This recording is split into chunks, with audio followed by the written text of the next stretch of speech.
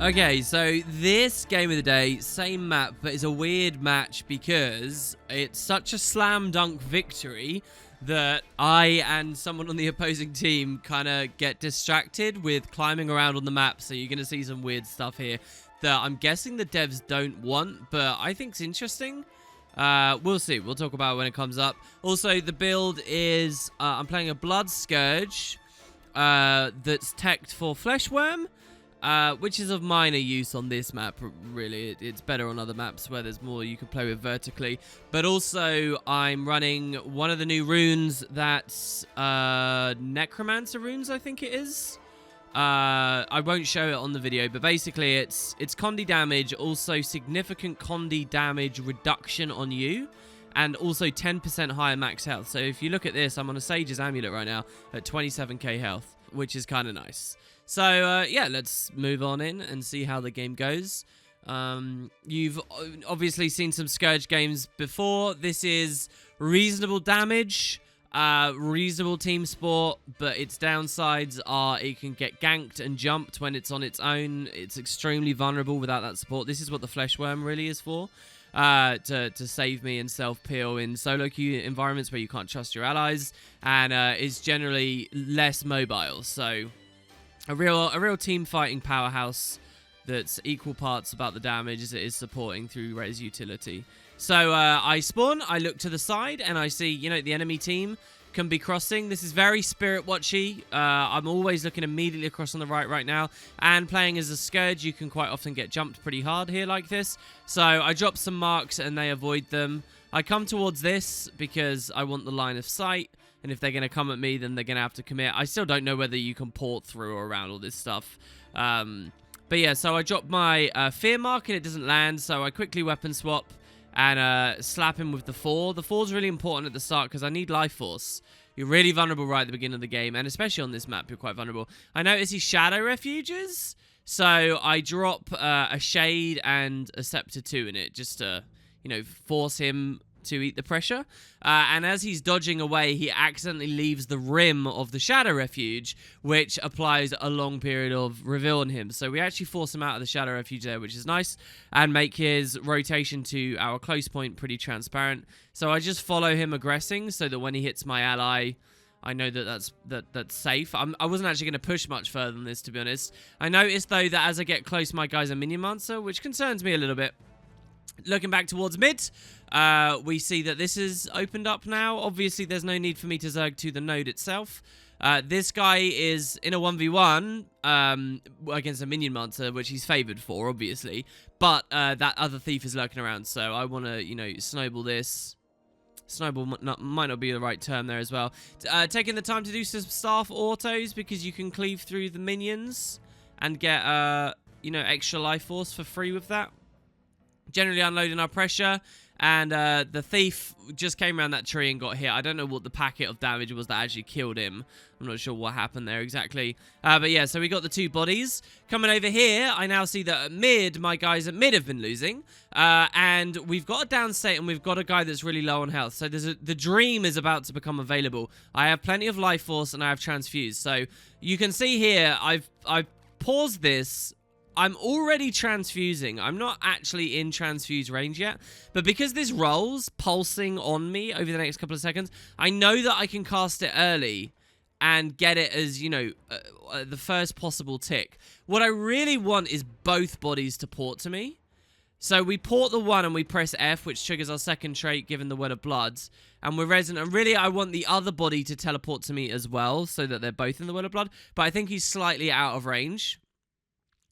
Which is unfortunate. So then I walk slightly towards him, and now that brings the body, and he's in range, but I think he's only going to get, like, value of the last tick here. A Lich Form manifests, which is a bit scary. I move forwards a bit, and here I think I'm just going to use my Shade abilities to try and corrupt. If he has Fury on him and we corrupt, we create blinds, which is extremely important to blind the auto attacks on the Lich. The Lich was very vulnerable. We get both reses. You know, that's the Scourge dream there, really. That's, you know, the full strength of our kit we utilized there. So we come towards mid and we finish capping it. We look towards far now.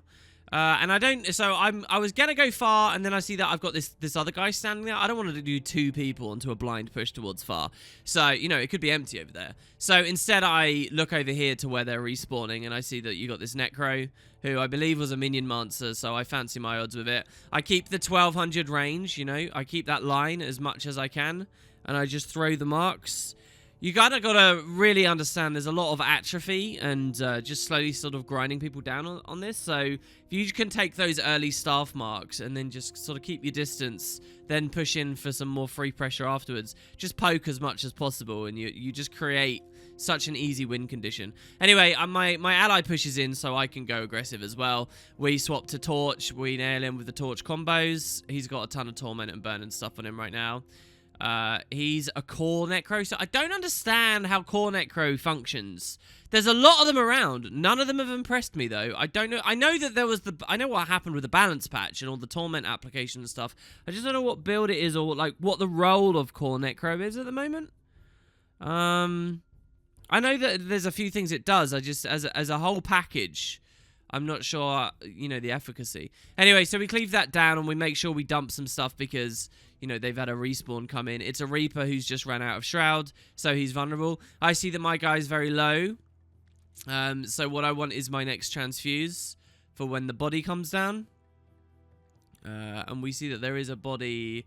So the body's actually on close. Never mind. I probably wasn't looking at that here either. So right now I am outnumbered. This isn't a good idea, right? Because we're 3v1ing essentially right now. There is a ranger nearby, but the ranger's not committed to the node. So we get the 3v1, and if you... I didn't call it out, but I placed my flesh worm back at the top of these stairs earlier. So you might think, well, WP, why are you pressing that 3v1 so much? It's pretty stupid, to be honest. But I knew I had a flesh worm here that I could use to just pop straight back onto the ranger as he's trying to leave. And now what we're trying to do is roll some kind of incapacitation to keep the damage on him. He's coming right up towards mid, and he's aggressing this guy who I see is low. Never fear, your Scourge is here.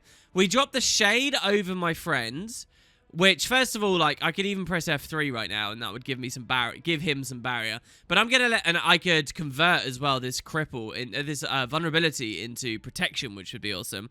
But what I'm actually gonna do is let him go down, and when I press skill 4 now, it's gonna pluck him to me, and the ghastly pillar will fear him away, creating a huge gap.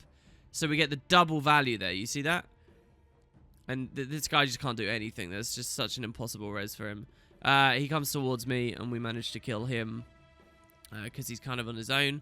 This guy's coming in. More strength of Scourge. I can just dump my elite on the body if this guy goes for the res. So I walk over to the body. I start casting the elite. Then I see that the guy is not going for the res at all. He's running off this way. So I press stow weapon and cancel cast it, so I can use it at a better time later.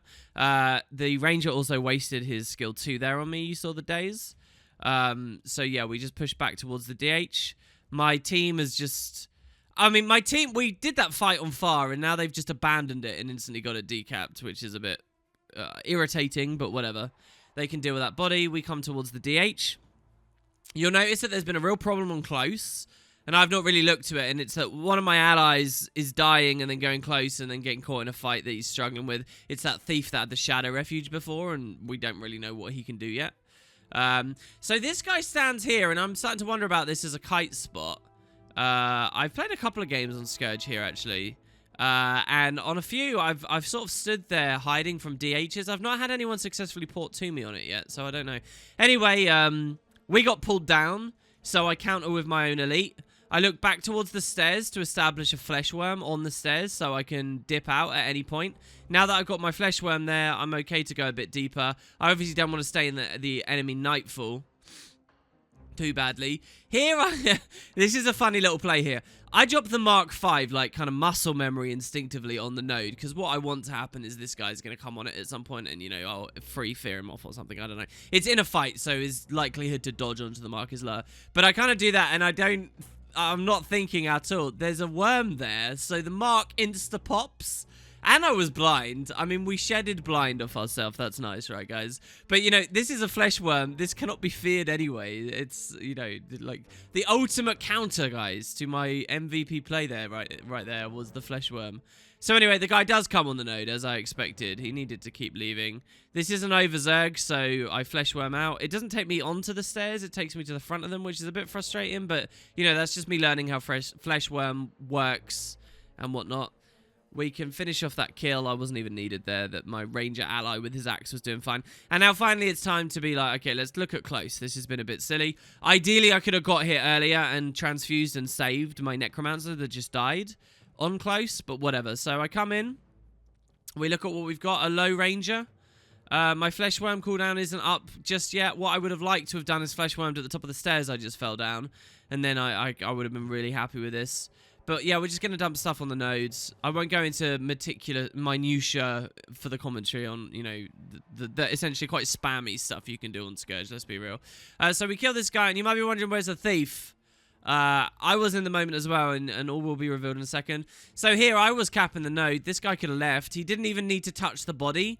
What I actually really like on a Condi build like this, where you can ramp a lot of pressure and you've got a lot of poison access, I quite enjoy in situations, this exact situation, rotting rangers. They're so used to never having it happen to them, but it's kind of a beautiful thing when you just keep the pet in that, like, limbo where they, even if they, it's like they don't have a choice but to be infinitely rotted for as long as you deem important, you know? So here's where the game gets interesting. Obviously, with 300 points, they're on 88. So I'm not really, you know, I'm not thinking of doing it as game of the day. But now I realize I'm getting hit by a Deadeye. And again, it's like on yesterday's game of the day. I'm in the same area where there's nowhere I can kite out of the projectiles. But you'll notice they're quite high up. And I realize this guy's on these roofs, which is really cool, isn't it, guys? I like that. I would love to play up there. That seems really cool. And I realize, oh, these crates, clearly you just jump on these crates and onto this, right? I don't know. So I try it and I fail.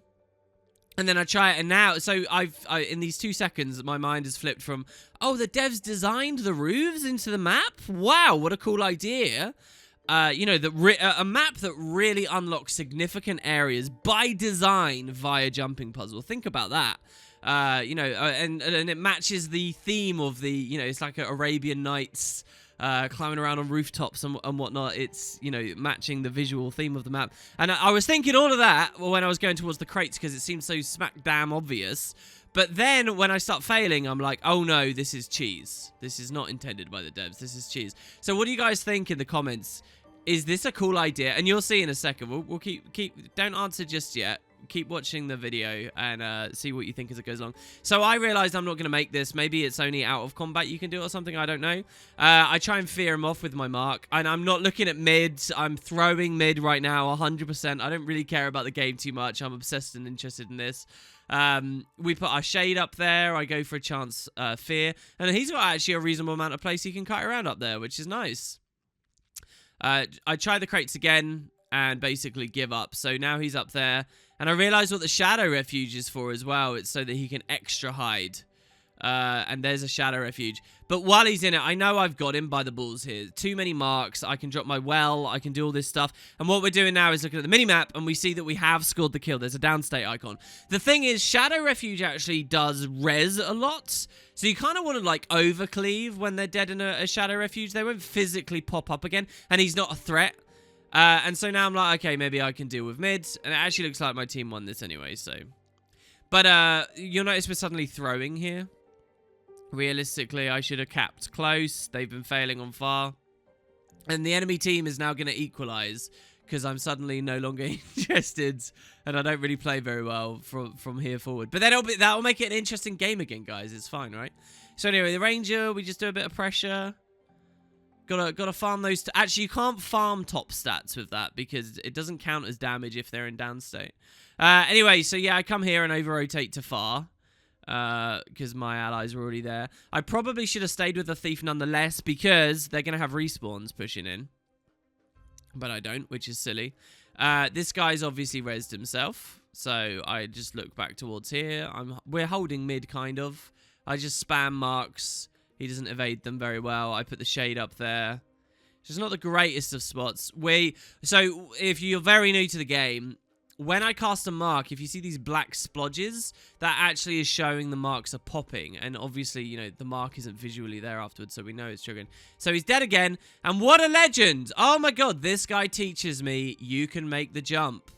You're just bad, WP. Okay, so look. We come here and we try, and you gotta basically hit the corner just right. And there you can see I catch it a little bit. There I catch it a bit, and 4th time's the charm, we're up. As the thief is dead. So, this is the ledge. And I'm wondering where else I can go. And I realize there's this here, but I slip off. And I'm like, oh, I can totally go along that, right? Let's try that again. So, no, it's fine. I'm holding mid, guys. I'm holding mid. This is perfectly legit. And now that I've figured out how it works, I get that fairly reliably. We jump and walk along this. And now I'm thinking, oh, what about these? And as I jump along, do you see I clip onto an invisible wall of some kind? Why that's there, I have no idea. But it's an invisible wall, so you can jump on that. And, oh, look at this! Alright, now you can answer the question. Imagine if this was, like, intended map design. That, you know, you could do these elaborate climbs. It's obviously not, you know, the strength of having the high ground where there's not enough routes to get up, I'm sure is a whole concept that devs don't want to even consider. And it looks like you could go all the way over there. It looks like you could spawn camp, do all kinds of things. I don't know, walk along these archways. I don't know how much is plastered with invisible walls, how much has got collision. Usually none of this would have collision and it would be invisible wall to hell, but I guess the map's in beta, right? So this is the kind of stuff, doubtless, that they'll get rid of, you know, when feedback and videos like this and streamers and stuff start showing this stuff off as people learn it. I don't know how well known this already is, you know. But anyway, there's a fight and I'm thinking, oh, I can fight from up here. Why don't I jump onto this, walk out, you know, I've got a little gang. Oh, it doesn't have collision. But this does, but it's not useful. So I climb down. My guy's dead, so I go for the res. You notice I was conservative there. I didn't transfuse. I knew I didn't need it. It was enough to just press F and trigger the one trait. We'll hold transfuse for later. They're kind of getting reinforcements in. My team actually has 0 caps right now, so that was quite important that I went there and, you know, flipped that. My guy goes down again, so now I'm coming back towards the nodes. My held transfuse is now wasted, though, because I used it on the road. So this guy's going to die, and it's my fault because I didn't transfuse intelligently. And you might be wondering, well, what killed him? Well, look, the thief clearly has been doing this for a while because he must have walked along this arch, and he's shooting us from up there. And, you know, another thing about the design of this, obviously, is that there's a lot of asymmetry in Conquest, and there always has been. But if this was something they were prepared to leave in, it is way too asymmetrical for that, and I don't know right now. I'm fairly confident, I guess. Maybe I shouldn't be fairly confident. It's day 3. But I haven't seen anything similar to this on the other side of the map, right? So, you know, this is a bit much to have as an aspect of one side point, but not the other, you know? And I get blown up. Maybe there was something going on with the flesh worm there that I didn't show off properly. But yeah, so unfortunately I do die there. I know I was 1v whatever, but you know, I'm distracted by this thief, and I'm watching him from the kill cam now, just seeing where he'll go. Seems like he's just hiding there to jump whoever walks along on respawn, so I'm not going to go that way. Looking at the minimap, I see that my thief has just respawned as well. He's not having any of it either. So I see that I have 2 going mid already, and it's not too important for me to go there. Instead, what I want to do is be in a position to help Far. I guess then I change my mind. It looks like Far's a free cap, so I come mid in the end anyway. And look at the score. I don't actually think... Well, we just hit 300 points when I started doing the climbing stuff, right? So we've gained 78 points in however long. Anyway, my guy goes down. I was watching it like a hawk. Easy res. Keeps the fight going. I don't have any way to barrier him necessarily. So now he's down again, and this is really bad. I'm hurting. So I do transfuse and go for the res, but this is really dangerous. What I really need is the Guardian to press F, and then it's golden. We've got it. The Guardian has to press F, though. And you'll notice he walks on and does GS4 and GS2, and I can't hold that now because the Lich has just appeared. So I come and just kite in this little circle here for a bit of LOS just to make sure that I'm not about to get utterly devastated. And now I move in. By the way, this is another one of the map mechanics skills. It drops a tiny little winds of disenchantment, basically. No boons for your enemies, no conditions for you. But it's really, really, really small. It's like a super powerful null field, if you will. I'm not sure if you're going to see I cast it or not. Probably good for downstate scenarios, definitely, because, you know, when there's a lot of Condi cleave against you, you just eliminate it on yourself and the body and stuff. Anyway, so yeah, I come over here, completely waste the elite skill. Let's not talk about that. Just as the guy's walking out of it in renewed focus. And I fancy my 1v1 here, so I'll decide to go for it. And I get the plus anyway. But you can't see right now there's a ranger here. He was available for like 1 frame, and we're standing in a barrage, so we know that there's a ranger right there, right? So it's actually a 2v2. And there's a pet, obviously. He instantly shield bashes us back through. It's not a big deal. Here I don't want to get peppered down too badly, and I don't have a worm established. So I pull back. Also, my ally, I think, was a minion monster, so all his minions are really slow, and he's not actually going to be... I don't think he can interact with me, really. What can a minion monster do to help allies? I don't know. This guy's down. The minion monster's just been pressured out of Shroud. I still don't have a worm up. How does this go? So I came here, this smear on the screen. This is a ghastly pillar. I was trying to pluck the body with the transfuse, but I'd missed it. That's my bad. That's just low awareness. So now I'm just trying to kite away, hiding as close to the wall as I can, just to get any obstructs possible. Condemning my minion monster friend to death there, but he's outnumbered, and I don't see the way for us to win. I use a really poor flesh worm there. But yeah, like, I'm not really sure. How good is flesh worming forwards? Because the cast time kind of means that you don't actually get much mobility out of it. This guy was self-resing, so we just make sure we stop him being able to do that. I steal the res that was already in progress and blow my traits for no reason. And really we need sides here. The enemy team is winning. I think they're on course for getting more points than us and actually winning the game now. But we did just get an easy kill, and this guy suicided, so the enemy team is down 2 right now. It's pretty bad stagger. After all that fighting they just did for this node, they just wandered off and got picked off and instantly decapped. With us reclaiming close there as well. I think that's pretty much the end of the game. So yeah, bit of Scourge gameplay on Djinn's Dominion, learning more about it consistently. This time a bit more about some of the jumpy side stuff. If you guys have seen anything where I'm currently standing on this side of the map, I'd be very curious to hear it. But there you have it. So, yeah, and I wish I could remember what rune this is. I think it's there might even just be like runes of the Necromancer or something. I have to get to grips with what everything's called. And then, yeah, I come and just aggress this guy on the road really hard. Pretty much BM there, but whatever. To inflict conditions and spam skills.